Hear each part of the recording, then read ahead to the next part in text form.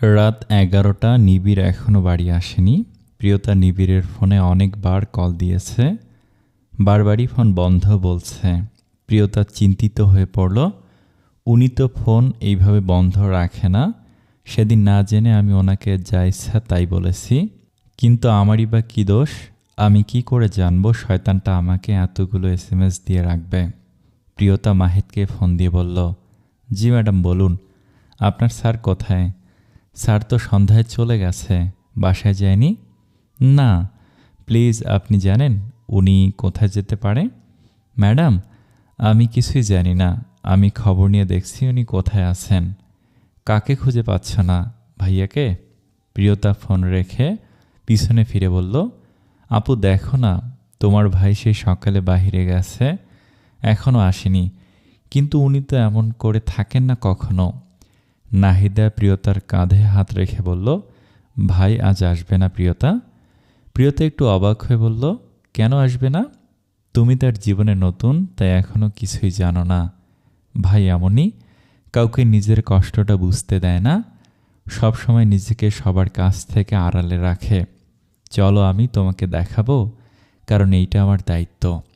ভাই যেখানে আছে চলো তোমাকে নিয়ে যাই।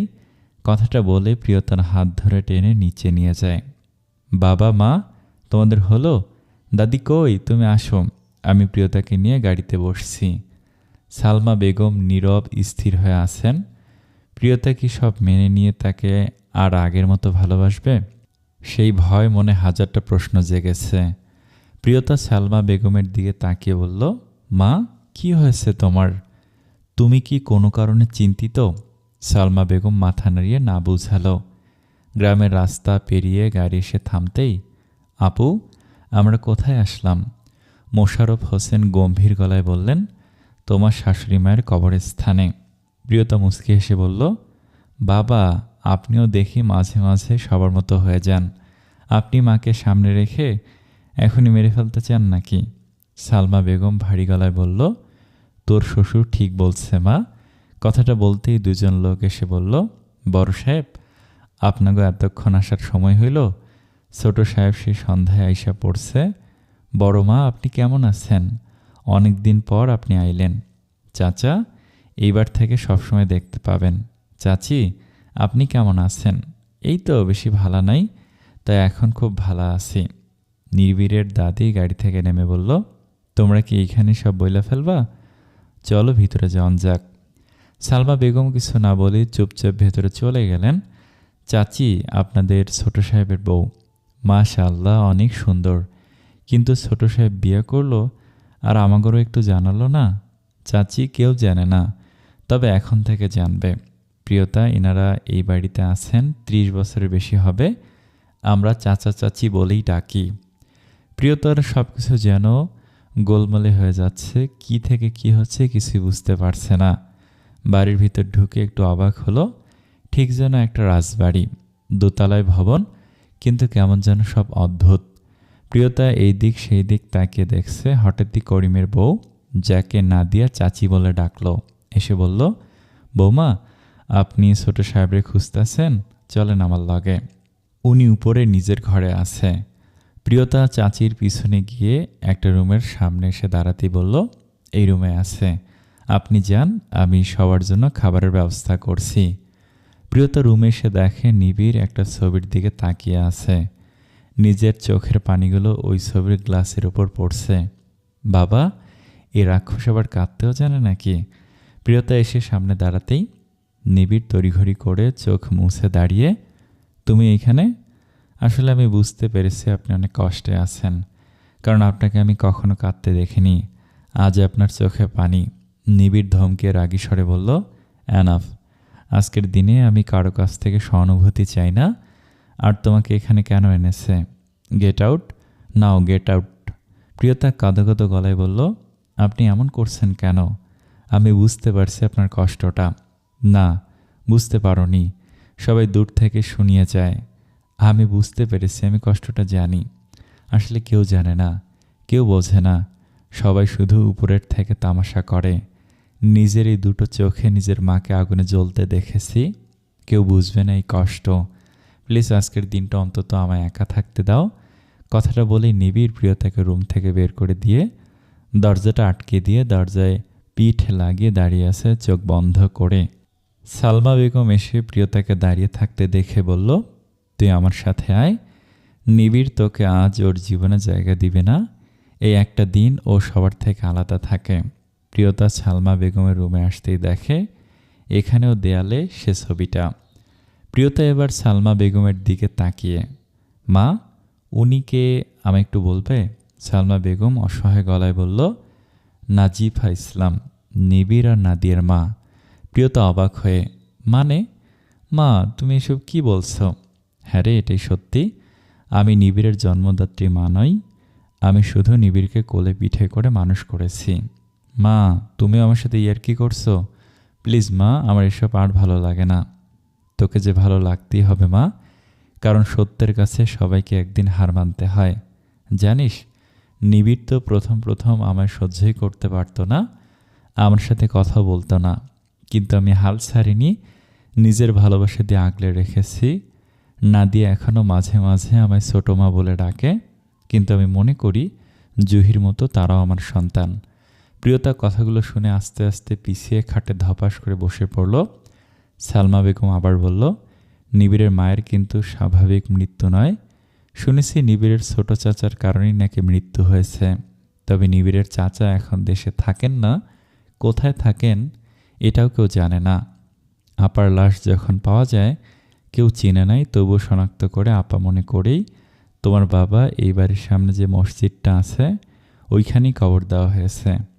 কিভাবে মারা গেছে উনি মা? আগুনে পুড়ে। এই বাড়ির একদম পশ্চিম পাশের যে রুমটা আছে ওই রুমে আগুন লাগিয়ে দেওয়া হয়।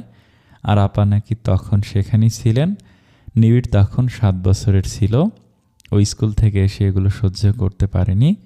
চোখের সামনে এভাবে মাকে জ্বলে যেতে দেখে কার ভালো লাগে বল? তবে আরেকটা কথাও এখানে থেকে যায়, সেদিনের পর থেকে ওদের কাজের মহিলাটাকেই নাকি খুঁজে পাওয়া যায়নি।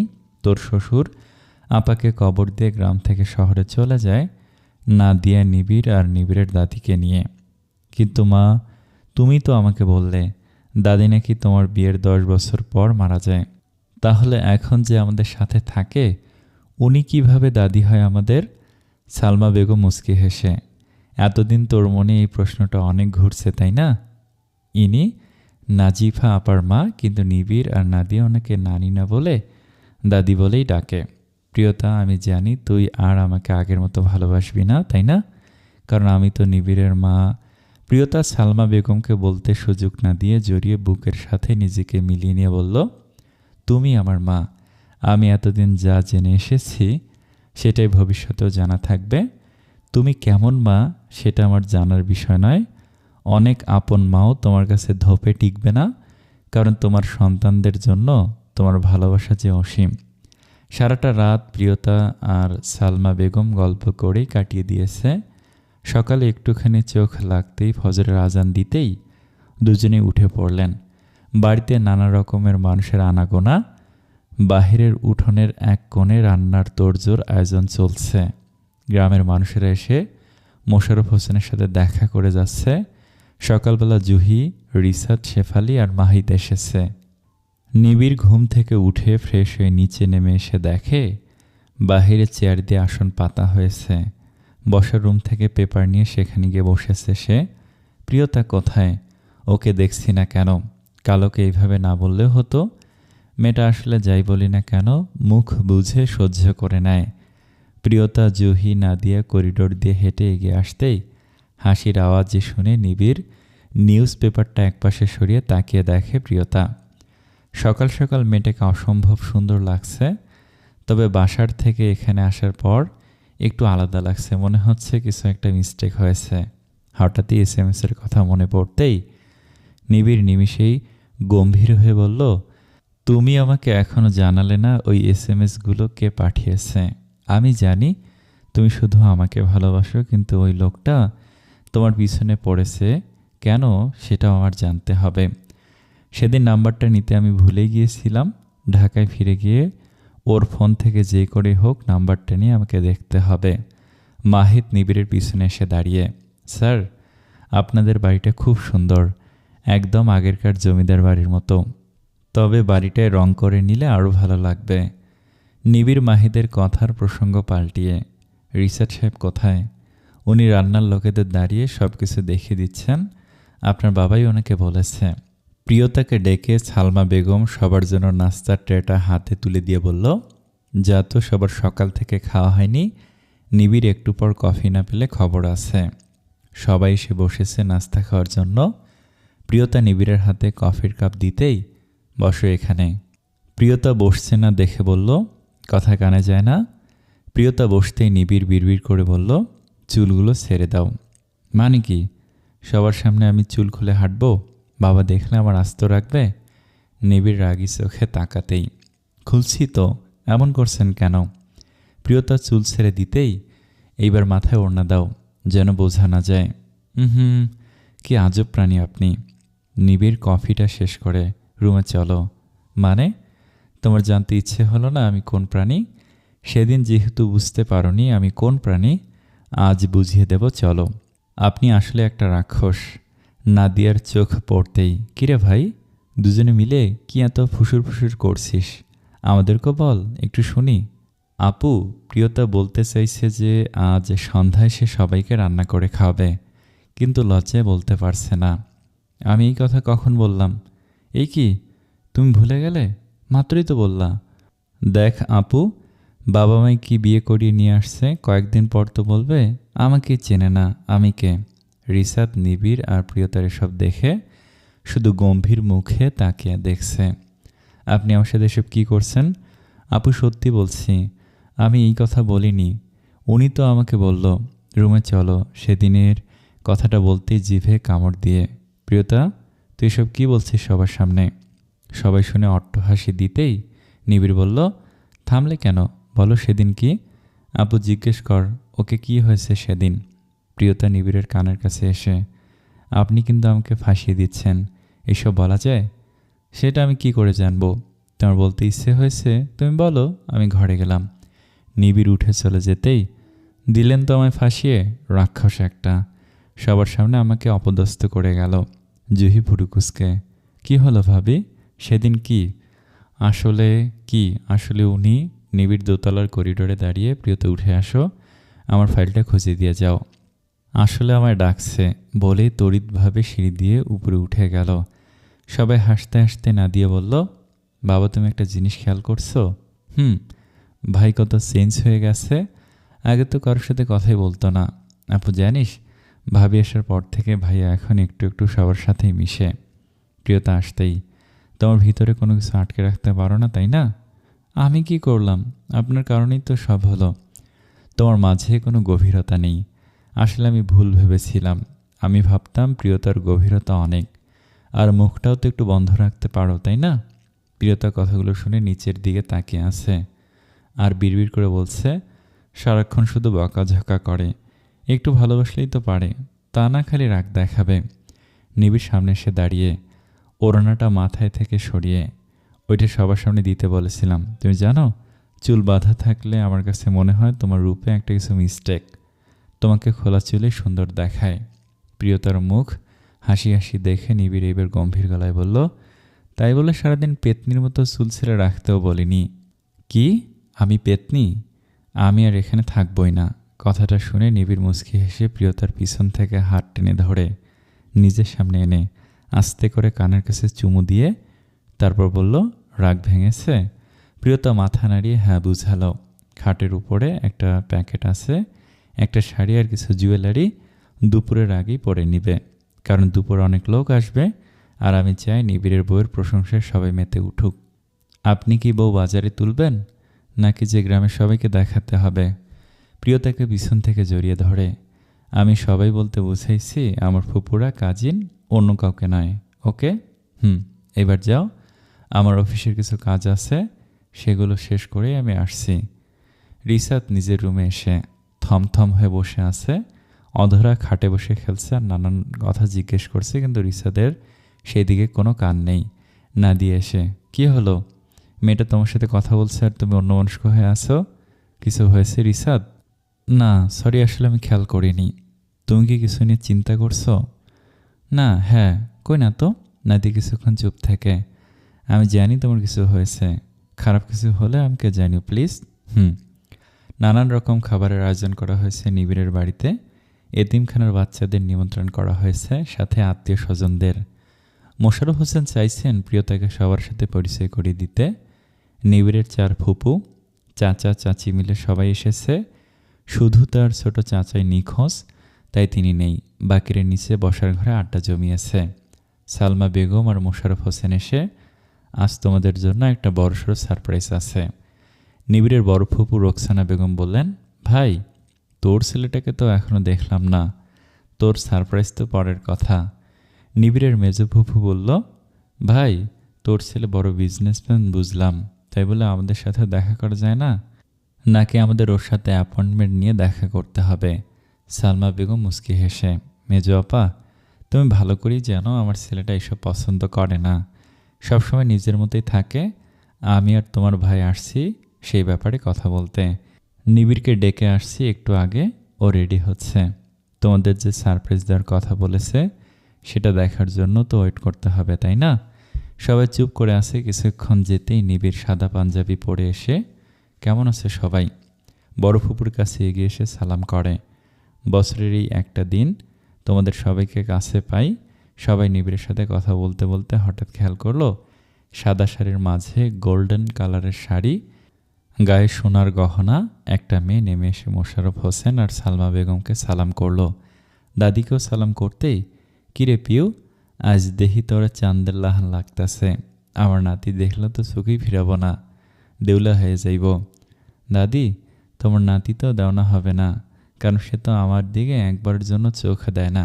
ওই যে দেখো সবার সামনে থেকেও কিভাবে কথা না বলে চুপচাপ হয়ে একপাশে বসে ফোন টিপছে। মনে হচ্ছে ফোনই তার ঘরের বউ। নিবিড়ের দাদি হা হা করে হাসি দিয়ে, আচ্ছা আমি ওরে পাইলে পরে বকে দিমুনি, তুই সবারে চাইয়া সালাম খান কইরা ফেল। সবাই কেমনে চাইয়া আছে। প্রিয়তা সবাইকে সালাম দিয়ে দাঁড়াতেই মোশাররফ হোসেন প্রিয়তার কাঁধে হাত রেখে, তোদের সারপ্রাইজ, আমার ঘরের লক্ষ্মী। নিবিড়ের বড় ফুপু দাঁড়িয়ে, লক্ষ্মী মানে? ভাই তুমি সব কি বলতেছ? আমি ঠিক বলছি, ও নিবিড়ের বউ। সবাই অবাক হয়ে, নিবিড় বিয়ে করলো কবে? আমরা কেউ জানি না, নাকি তোমরা আমাদের জানানোর প্রয়োজন মনে করনি? নিবিড় কিছু না বলে চুপচাপ নিচের দিকে তাকিয়ে ফোন টিপে যাচ্ছে। নিবিড়ের ছোট ফুপুও এবার চুপ করে থাকলো না, তিনিও দাঁড়িয়ে, ভাই মেয়ের বংশ পরিচয় কি? বাবা কি করে? নিবিড়ের মতো বড় বিজনেসম্যান নাকি ডাক্তার, ইঞ্জিনিয়ার? মোশাররফ হোসেন বোনদের কি বলবে বুঝতে পারছে না। সবাই এখন একে একে দাঁড়িয়ে প্রশ্ন করতে শুরু করলো মোশাররফ হোসেনকে। তিনি এর থেকে ওর থেকে ওর মুখের দিকে তাকিয়ে আছে। তিনি জানতেন প্রিয়তাকে নিয়ে সবাই আঙুল তুলবে, তাই তিনি এতদিন বাড়িতেও ঘটা করে কাউকে কিছু বলেনি। মোশাররফ হোসেন চেয়েছিলেন যেদিন নিবিড় মন থেকে এসে বলবে বাবা প্রিয়তাকে সবার সামনে আনা দরকার, সেদিনই তিনি আনুষ্ঠানিকভাবে নিয়ে আসবেন। কারণ তিনি বিয়ের দিন ভোর রাতে নিবিড়ের বলা সব কথাই শুনেছিলেন। ফজরের নামাজ আদায় করে তিনি যখন মসজিদ থেকে ফিরছিলেন তখন নিবিড় বলছিল, আমার পরিচয় আপনি কারোর সামনে দিতে পারবেন না, এবং সবার সামনে নাটক করার বিষয়টাও। কিন্তু আজও কি নিবিড় চুপ করে থাকবে? প্রিয়তা কি সত্যিই আমার ছেলের মনে কোনো জায়গা তৈরি করতে পারেনি? ভাই তোমার মুখে কি কোনো কথা নাই? বড় বোনের কথা শুনে হকচকিয়ে ওঠে। দেখ তোরা সবাই মিলে যেভাবে শুরু করেছিস এটা ঠিক নয়। মেয়েটা যেখান থেকে আসুক না কেন, ও এখন নিবিড়ের বিয়ে করা বউ, আমার ঘরের লক্ষ্মী। তোরা জানিস না আমার ঘরের লক্ষ্মী শিক্ষিত এবং আত্মমর্যাদার অধিকারী, নিজে কষ্ট পেলেও সবাইকে হাসি মুখে ভালোবেসে যায়। ভাই এ যুগে ইমোশনাল দিয়ে চলে না। আমার তো মনে হয় নিবিড় এই মেয়েকে মোটেও পছন্দ করে না। আমি অনেকক্ষণ থেকে খেয়াল করছি মেয়েটার দিকে। নিবিড় আর চোখেও একবার তাকায়নি, হ্যাঁ যা সেজেছে ভূতের মতো। ভাই এসব সাজ নিবিড়ের মায়ের কালই চলে এসেছে, এখন আর না। আমাদের নিবিড় যেমন স্মার্ট, তারও দরকার ছিল একটা মডার্ন মেয়ে যে কিনা নিবিড়ের সাথে ভালো বানাতো। কথাগুলো শুনে প্রিয়তা নিচের দিকে তাকিয়ে কাঁদছে আর বারবার নিজের চোখের পানিগুলোকে মুছে নিচ্ছে। Enough is enough. তোমাদের কাছ থেকে আমি মডার্ন মেয়ে চেয়েছি, তোমরা সবাই মিলে একটা মেয়ের পিছনে পড়েছ কেন? হ্যাঁ ও অন্য টাইপের চলাফেরা করে, ওর মাঝে কোনো আধুনিকতা নেই, নেই কোনো আভিজাত্যের অহংকার, কিন্তু ও যথেষ্ট বুদ্ধিমান এবং সে হাজার ডাক্তার ইঞ্জিনিয়ার তৈরি করেই এসেছে। তোমরা কি বলেছিলে তখন? ওর বাবা ডাক্তার ইঞ্জিনিয়ার নাকি বিজনেস? ওর বাবাই নেই। ওর ফ্যামিলি আমাদের ফ্যামিলির মতো নয়, এইটা ঠিক, কিন্তু সেই ফ্যামিলিটা এতটাও খারাপ নয়। নাদিয়া নিবিড়ের কাঁধে হাত রেখে, ভাই চুপ কর, ওরা আমাদের আপনজন, ওদের সাথে এভাবে। আপু প্লিজ, আজ যদি আমি চুপ করে থাকি তাহলে প্রিয়তাকে অসম্মান নয়, আমাকে অসম্মান করা হচ্ছে। মেজো ফুপু, তুমি তখন বললে না প্রিয়তাকে ভূতের মতো দেখাচ্ছে? কিন্তু সত্যি এটাই, এই ভূতটাই আমার বউ। ও যেমন আছে আমার কাছে তেমনটাই ভালো লাগে, লাগবে না ওর মডার্ন হওয়ার। প্রিয়তা অবাক হয়ে নিবিড়ের দিকে তাকিয়ে কিছু না বলেই দৌড়ে উপরে উঠে গেল। নিবিড় আরও কিছু বলতে গিয়েও থেমে গিয়ে, প্লিজ আজ তোমরা এসেছো, সবাই ভালোভাবে থাকার চেষ্টা করো। আমি চাই না আমার ওয়াইফকে নিয়ে আর কোনো কথা হোক। মাহিদ এসে, স্যার ইতিমখানা ছেলেরা এসে গেছে। ওকে মাহিদ, বাবা আপনি চলুন, মায়ের কবর জিয়ারত করে সবাইকে খাবার দেওয়া হোক। ছেলেরা সবাই বাইরে চলে গেল আর মেয়েরা সবাই থমথমে হয়ে বসে কথাবার্তা বলছে। নিবিড় উপরের দিকে তাকিয়ে মনে মনে বলছে, তোমার কান্না কেন জানি আমার সহ্য হয় না এখন আর। এত সুন্দর করে সেজে এসেছো, শ্বাসটাই নষ্ট করে দিলে চোখের পানিতে। প্রিয়তা যারা তোমার চোখে পানি নিয়ে এসেছে, একদিন দেখবে তারাই তোমাকে অনেক অনেক ভালোবাসা দিয়ে ঘিরে থাকবে। নিবিড় বাইরে যেতে মোশাররফ হোসেন নিবিড়ের কাঁধে হাত দিয়ে থামিয়ে, বাবা কিছু বলবেন? মোশাররফ হোসেন ছেলেকে মুখে না কিছু বলে বুকের সাথে জড়িয়ে নিয়েছে। অনেকক্ষণ থাকার পর নিবিড়কে ছেড়ে কবরের কাছে চলে গেলেন। নিবিড় বাবার কাণ্ড দেখে মুচকি হেসে, বাবা আমি জানি আপনি কেন আমাকে জড়িয়ে ধরলেন, আপনার লক্ষ্মীর পক্ষ নিয়ে কথা বলছি তাই। সবাই খাওয়া দাওয়া করছে। নিবিড় প্রিয়তাকে না দেখে নিজের রুমে এসে দরজা খুলে ভিতরে ঢুকে দেখে প্রিয়তা তাকে দেখে চোখ মুছে। আপনি? নিবিড় কিছুক্ষণ তাকিয়ে থাকে, এখানে বসে আছো কেন? সবার হয়ে আমি তোমার কাছে ক্ষমা চেয়ে নিচ্ছি। আসলে প্রিয়তা উঠে নিবিড়কে থামিয়ে, আমি সেজন্য কাঁদছি না, ওনারা যা বললেন তা তো ঠিকই বলছেন, আপনার সাথে আমার যায় না, কিন্তু ওনারা তো জানেন না আমি আপনার জীবনে বেশি দিন নেই। শুধু শুধু আমার জন্য বাবাকে কতগুলো কথা শুনতে হয়েছে। বিশ্বাস করুন, আমি যদি জানতাম এমন কিছু হবে তাহলে আমি নিচেই যেতাম না। আসলেই তো আমি কি সব ভূতের মতো সেজেছি। আপনিও তো আমার দিকে একবারের জন্য তাকাননি। আপনার ফুপু যে বলেছে আমি ভূতের মতো সেজেছি দেখেই আপনি আর চোখেও তাকাননি। নিবিড় মুচকি হেসে নিজের ফোন বের করে প্রিয়তার সামনে ধরে, ফোনের দিকে তাকাও তো, মেয়েটাকে চিনতে পারো কি না? প্রিয়তা কাঁদো কাঁদো চোখে তাকাতেই ভাবাচেকা খেয়ে, এই তো আমার ছবি। নিবিড় আরও কয়েকটা ছবি দেখে ভ্রু নাচিয়ে বলল, কি? তার মানে আপনি প্রথম থেকে আমাকে ক্যামেরায় দেখছিলেন? তোমাকে কখন দেখলাম? দেখলাম তো আমার বউকে। তোমার মতো পেতনির দিকে তাকাতে আমার বই গেছে। কি আমি পেতনি? তা নতো কি। প্লিজ এখন এসব ন্যাকা কান্না থামিয়ে ফ্রেশ হয়ে নাও। এখন সত্যি সত্যি ভূতের মতো দেখাচ্ছে তোমার। তোমার ভাগ্য ভালো, বাবা তোমাকে আমার গলায় ঝুলিয়ে দিয়েছে, না হলে যে আরো কতটা বছর বুড়ি হয়ে থাকতে আল্লাহ ভালো জানে। প্রিয়তা কিছু বলতে যাবে তখনই নিবিড়ের ফোন আসতে। হ্যাঁ মিস্টার সুমন বলুন।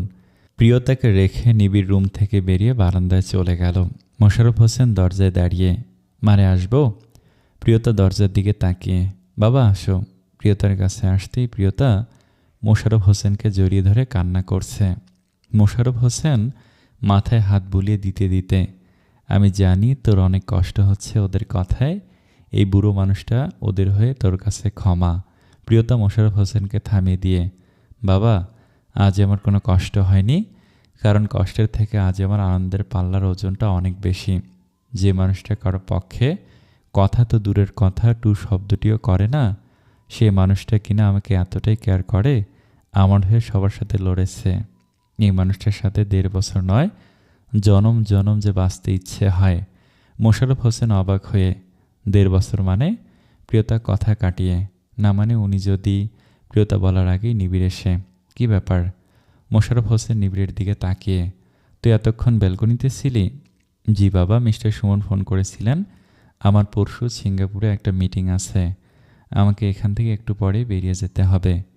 কবে ফিরবি? 7-8 দিন লেগে যাবে। মোশাররফ হোসেন কিছু না বলে রুম থেকে বেরিয়ে গেলেন। নিবিড় প্রিয়তার কাছাকাছি এসে দাঁড়াতেই, আপনার সত্যি যেতে হবে? কেন, তুমি কি আমাকে মিস করবে? আমি আপনাকে কেন মিস করব? ওকে, আপনার ইচ্ছা, আপনি যাবেন তাতে আমার কি? আমার তো কিছু যায় আসে না, বরং আমার জন্য ভালো, কয়েকটা দিন শান্তিতে থাকতে পারবো। কোনো ঝগড়া নেই, রাক্ষসের রাগ দেখতে হবে না।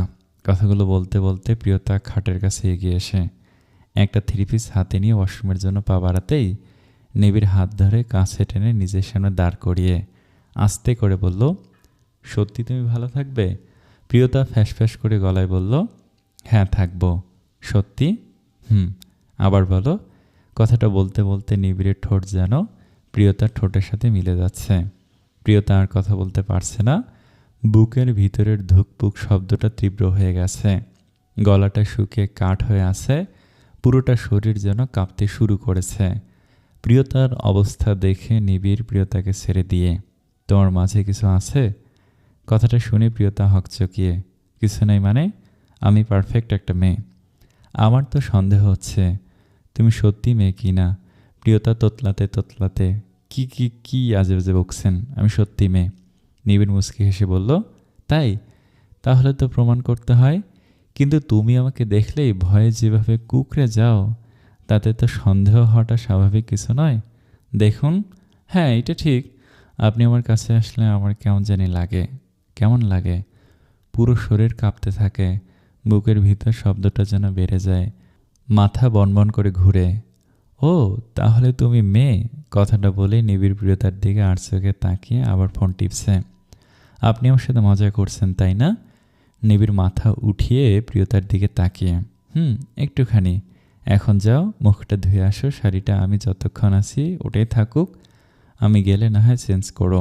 প্রিয়তা হাতের জামা কাপড় রেখে মাথা নাড়িয়ে হ্যাঁ বুঝিয়ে ওয়াশরুমে গেল। ভাই ভাই, রিসার্চ সহ না দিয়ে নিবিড়ের রুমে এসে, তুই এখানে বসে আছিস কেন, কি হয়েছে? নিবিড় খাটে ফোন রেখে ঘড়িটা পরে নিল। তোরা খাবি না? প্রিয়তা, আর তুই তো কিছুই খাসনি। আর তুই কি কোথাও যাচ্ছিস? চেঞ্জ করে নিলি? রিসার্চ সাহেব, আমি সিঙ্গাপুর যাচ্ছি, ওইখানে আমাদের মিটিং আছে। স্যার, মিটিংয়ের ব্যাপারে তো আমরা কিছুই জানি না। এই মাত্রই মিস্টার সুমন ফোন করে দিচ্ছে, আপনি আর মাহিদ অফিসের কাজ সামলে নেবেন। আর হ্যাঁ, অধরার কাল থেকে স্কুলের গাড়ি আলাদা, আপনাকে আর কষ্ট করে দিয়ে আসতে হবে না। ভাই, তুই অধরার জন্য গাড়ি কিনেছিস আবার? কি দরকার ছিল? স্কুলের গাড়িতে না হয় চলে যেত। আপু, তুই আর জুহি তো আমার সব, আমার যা আছে সব তো আর আমার একার নয়। রিসাত মুচকি হেসে, এত বোকামি মানুষ করে? বন বন করে এই শালাকে ফাঁসিয়ে দেওয়া যাবে। আমি শুধু প্রিয়তাকে একবার হাতের মুঠোয় নিয়ে আসি, তারপর তুই তোর বোনকে নিয়ে শোক পালন করিস। কথাটা ভেবেই চোখ দুটো যেন প্রিয়তাকেই খুঁজে বেড়াচ্ছে। প্রিয়তা ওয়াশরুম থেকে এসে, এ কি, আপনি রেডি হয়ে গেছেন? রিসাদের দিকে চোখ পড়তেই, আপু আপনার এইখানে? হ্যাঁ প্রিয়তা, এসেছি তোমাদের খেতে ডাকতে। এখন দেখি ভাই হঠাৎ করে এইভাবে সিঙ্গাপুর চলে যাচ্ছে। প্রিয়তা চুপ করে আছে, নিবিড় একেবারে রেডি হয়ে, প্রিয়তা চলো, আমি খেয়ে বেরিয়ে যাব। আমি চলে যাওয়ার পর কিন্তু নিজের খেয়াল রাখবা। আর হ্যাঁ, দাদির দিকে একটু খেয়াল রেখো।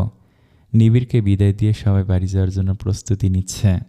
প্রিয়তা রুমে এসে নিবিড়ের জামা কাপড়গুলো গুছিয়ে নিতে নিতে দুপুরের কথাগুলো মনে পড়তেই চোখের পানিগুলো যেন অঝরে ঝরছে।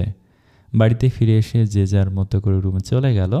প্রিয়তা দাদিকে নিয়ে ওনার রুমে দিয়ে এসে, দাদি তুমি ফ্রেশ হয়ে একটু রেস্ট নাও, আমি রুমে যাচ্ছি, একটু পর বাবা চা চা করে বাড়ি মাথায় তুলবে। হ্যাঁ রে পিউ, তোর বাপের বাড়ির লোকগুলো সেদিন আইলো, আবার চইলেই গেল, আর তো আইলো না।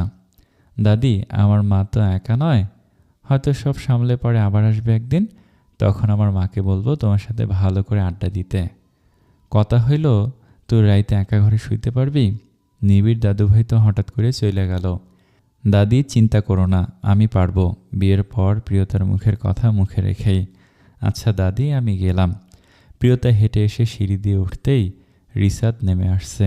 দুজন দুজনকে দেখে থমকে দাঁড়িয়ে পড়ল। নিবিড় সাহেব তো চলে গেলেন, এখন কাকে নিয়ে থাকবে? সেটা তোমাকে চিন্তা না করলেই হবে। সামনে থেকে সরে দাঁড়াও। প্রিয়তা, নিজেকে বেশি চালাক মনে করো তাই না? নিবিড়ের টাকা দেখে কি চোখ কপালে উঠে গেল নাকি? ভদ্রভাবে কথা বলো। আর হ্যাঁ, আমি যদি নিবিড়ের টাকার জন্য বিয়ে করে থাকি, তুমি তাহলে নাদিয়া আপুকে কিসের জন্য বিয়ে করেছ? মুখে যে বড় বড় কথা বলো, সেটা বেশি দিন টিকবে না আমি যদি একবার মুখ খুলি। ও রিয়েলি? তাহলে খোলো। সবাই বিশ্বাস করবে তোমার কথা? নাদু করবে? কেউ করবে না। ভুলে যেও না আমি নিজের ইচ্ছে এই বাড়িতে আসিনি। প্রিয়তা চুপ করে দাঁড়িয়ে আছে, কিছু বলতেও পারছে না। নিবিড় যেদিন এসব জানতে পারবে তার স্থান কি সত্যি আর এই বাড়িতে হবে না? এই লোকটা না জানি উল্টাপাল্টা কিছু করে বসে। ও আরেকটা কথা, যে টাকার জন্য বিয়ে করলে ছেলেটাকে, সেটা তো দেখছি ছেলেটার একার নয়, নিজের বোনদের জন্য সব করে রেখেছে। বুঝতেই পারছো, তাহলে তো আমিও এই প্রপার্টির ভাগ পাচ্ছি। দেখো রিসাত, এসব শুনতে আমার মোটেও ইচ্ছে করছে না। ওনার বাড়ি, ওনার সব, উনি কাকে দিবে না দিবে এতে আমার কোনো মাথা ব্যথা নেই। কথাটা বলে প্রিয়তা রিসাদের পাশ কেটে নিজের রুমে এসে বসে পড়ল।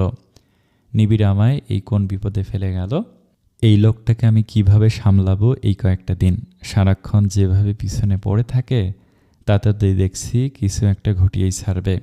রিসাদ এই কয়েকদিনে সবার মন জুগিয়ে নিয়েছে। মোশাররফ হোসেন আর সালমা বেগম চোখে হারায়। সব কিছুই এখন বাড়ির ছেলের মতো করে রিসাদ। নিবিড় চলে যাওয়ার 2 দিন পার হয়ে গেল। রিসাদ প্রিয়তার সাথে তেমন কিছু আর বলেনি। রিসাদের মনে এখন একটা কথা ঘুরঘুর করে, সেটা হলো নিবিড়ের যাওয়ার আগে শেষ কথাগুলো। তার মানে নিবিড় বোনদের নামই সব কিছু করে যাচ্ছে। ব্যাংকের টাকাও এখন না দিয়ে নিজের ইচ্ছে মতো খরচ করতে পারে। নিবিড় সেই ব্যবস্থাই করে দিয়ে গেছে। প্রিয়তা, তুমি এখনও রেডি হওনি? জুহি, তুইও বসে আছিস? সালমা বেগম বসে বই পড়ছেন, কিন্তু নাদিয়ার কথা শুনে একটু অবাক হয়ে।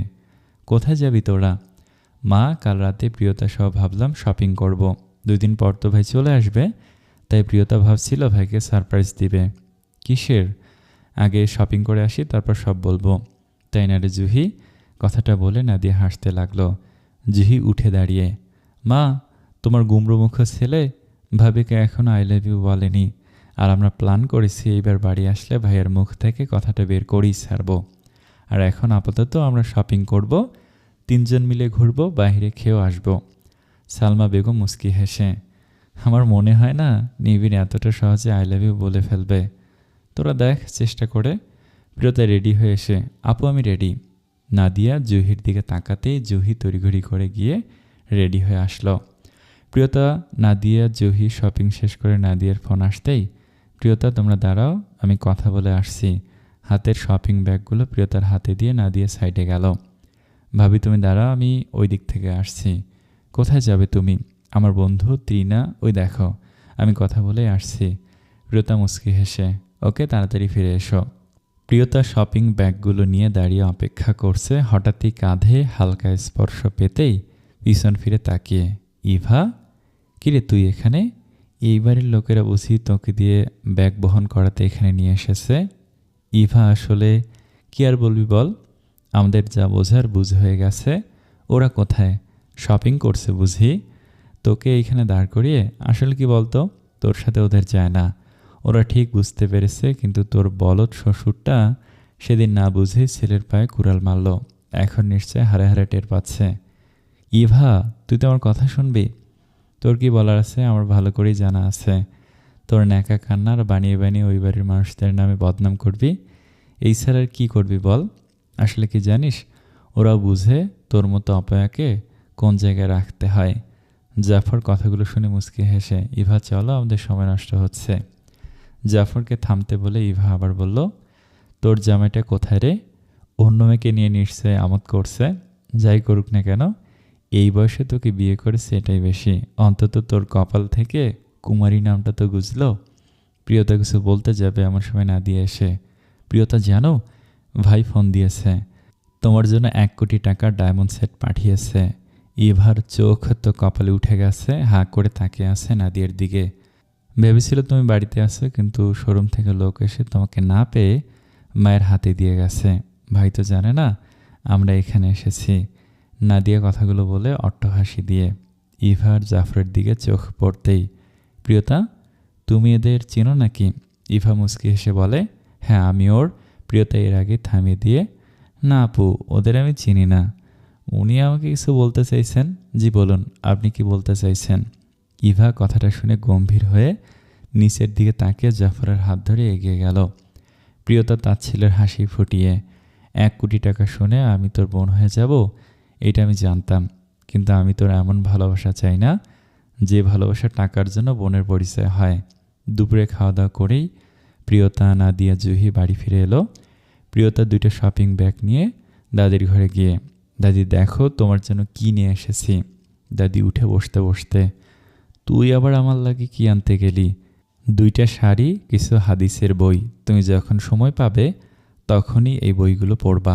প্রিয়তার দিকে করুণ চোখে তাকিয়ে, তুই সত্যি অনেক ভালা মাইয়া, আমাগো নিবিড় অনেক ভাগ্য নিয়া তোরে পাইছে।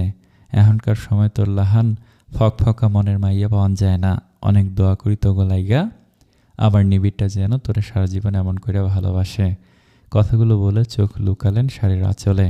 প্রিয়তা সালমা বেগমের কাছ থেকে এখনও সেটটা নিয়ে আসেনি, একটাবার দেখেওনি। সালমা বেগম দিতে চাইল, কিন্তু প্রিয়তা প্রয়োজন হলে নিবে বলে নিজের রুমে চলে গেল। ছাদের এক কোণে দাঁড়িয়ে দূর সীমানা ছাড়িয়ে ক্রমাগত বাতাসের স্রোতের দিকে তাকিয়ে আছে প্রিয়তা। রাতের অন্ধকারে চাঁদের আলোয় সাথে তারারা মিটমিট করে জ্বলছে, তবে বাতাসের প্রবল স্রোতে প্রিয়তার ছেড়ে দেওয়া চুলগুলো এলোমেলো হয়ে বারবার উঠছে। নিবিড়ের ভালো খারাপ মিলিয়ে কথাগুলো প্রিয়তার চোখের সামনে যেন ভেসে বেড়াচ্ছে। সেদিনের SMS-এর ব্যাপারে নিবিড় তো কিছুই বলেনি, নাকি সে দেখেনি। প্রিয়তার মনে প্রশ্ন উকি দিলেও তাকে জিজ্ঞেস করার ক্ষমতা তার নেই। সিঙ্গাপুর যাওয়ার পর তো আমাকে একটাবার ফোনও দেয়নি। আসলে কি ওনার মনে আমার জন্য একটু জায়গা হয়েছে, নাকি আমি সব ভুল ভাবছি? ছেলেরা কি সত্যি পানির মতন, যে পাত্রে রাখা হয় সেই পাত্রের আকার ধারণ করে নেয়? কিন্তু আমার কেন বারবার মনে হয় মিস্টার নিবিড় সবার মতো নয়, সবার থেকে আলাদা। উনি আমাকে বোঝেন, কিন্তু না বোঝার ভান করে থাকেন। কথাগুলো ভাবতে ভাবতে দীর্ঘশ্বাস ফেলে প্রিয়তা। পিছন ফিরে চমকে ওঠে, তুমি? আমি। তুমি ছাদে একা একা, তাই ভাবলাম তোমাকে একটু সময় দেই। কি কাজটা ভালো করিনি? না করনি। প্লিজ রিসাদ, আমি তোমার কাছে হাত জোর করে অনুরোধ করছি, তুমি যেচে পড়ে বিপদে পড়ো না। তুমি নাদিয়া আপুকে নিয়ে ভালো আছো আর ভালো থাকো, কেন শুধু শুধু নিজের জীবনটাকে নষ্ট করে দিচ্ছ? প্রিয়তা, বিশ্বাস করো, তোমাকে আবার দেখার পর আমার মনের কোণে যে ভালোবাসাটা কিছুদিনের জন্য চুপটি মেরেছিল সেটা আবার জেগে উঠেছে। এখন আমার কি দোষ বলো? মনকে তো আর বুঝাইতে পারি না। প্রিয়তা, তুমি শুধু শুধু নাদুর জন্য চিন্তা করছো। নাদুর ভাই আছে, সে সব ঠিক সামলে নিবে। তুমি টাকার জন্য কোনো চিন্তা করো না। নাদুকে বলে আমি নাদুর অ্যাকাউন্ট থেকে অনেক টাকাই নিতে পারবো। তারপর আমরা দূরে কোথাও চলে যাব, আর সেখানে আমাদের সুন্দর একটা সংসার হবে। শাট আপ রিসাত, বিশ্বাস করো, নিবিড় যদি জানে তোমাকে দুনিয়ায় বাঁচতে দিবে না। আমি নিবিড়ের চোখে নাদিয়া আপুর জন্য যে ভালোবাসা দেখেছি, সে ভালোবাসায় আঘাত যদি একবার লাগে তাহলে তুমি সেই আগুনেই জ্বলে ছারখার হয়ে যাবে। কথাটা বলে প্রিয়তা পা বাড়াতেই রিসাত হাত টেনে সামনে এনে, আমি নিবিড়কে ভয় পাই না, বুঝেছো তুমি? প্রিয়তা, তুমি একবার হ্যাঁ বলো, দেখবে আমি নাদুকে ছেড়ে দিতে একটু সময় লাগবে না। ঠিক আছে, নিবিড় আসুক, তারপর ভেবে দেখব। সত্যি? হ্যাঁ সত্যি। নিবিড়কে বলবো তোমাকে এই বাড়ি থেকে দূর করে দিতে। কথাটা বলে প্রিয়তা হাত ছাড়িয়ে নিচে চলে গেল। প্রিয়তা রুমে এসে দেখে রিসাত SMS দিয়ে রেখেছে। ফোনটা ছুঁড়ে দিয়ে লাইট বন্ধ করে শুয়ে পড়ল। সকাল সকাল ঘুম ভাঙল কারো হাতের স্পর্শ পেয়ে। চুলগুলো মুখের উপর থেকে সরিয়ে হাসি হাসি মুখ করে তাকিয়ে আছে প্রিয়তার দিকে। প্রিয়তার চোখ খুলেই তড়িৎভাবে উঠে বসে। আপনি? প্রিয়তা আর কিছু বলতে পারল না, নিবিড়কে জড়িয়ে ধরে আছে শক্ত করে। নিবিড় হতভম্ব হয়ে কিছুক্ষণ চুপ করে থেকে নিজেও জড়িয়ে ধরল। প্রিয়তা কাঁদো কাঁদো গলায় বলল, আপনি খুব খারাপ, খুব। নিবিড় তখনও চুপ। আপনি ছিলেন না, আমার দম বন্ধ হয়ে আসছিল এই রুমে। আমি পাগল হয়ে যেতাম আর কয়েকটা দিন গেলে। প্রিয়তা মাথা উঠিয়ে, চুপ করে আছেন কেন? নিবিড় প্রিয়তার মুখের দিকে তাকিয়ে নিশ্চুপ হয়ে আছে। আচ্ছা, আপনি আমাকে তো বললেন না আজ আসবেন, এবং কি বাবাকেও না। তাহলে আপনি যে কাজে গেলেন সেটা কি হয়নি? কি হলো বলেন না। নিবিড় প্রিয়তার ঠোঁটে আঙুল দিয়ে চুপ করিয়ে আবার টেনে বুকে জড়িয়ে ধরে বলল, প্রিয়তার একটা কথা বলবা না? নিবিড়ের বুকে চোখ বন্ধ করে মিশে আছে। এ যেন দুজন মিলেমিশে একাকার। এক একটা যুগ পার হয়ে যেন দুজন দুজনের দেখা পেয়েছে। কোনো কবি যদি তাদের দেখত ঠিক তখনই উচ্চারণ করত, তোমাতে আমিও হারিয়েছি শত জনম জনমেরও পরে, মনেরও গহীনের স্পর্শ কাতর, যেন এক ফোঁটা পানি পেয়েছে শত শতকেও পরে।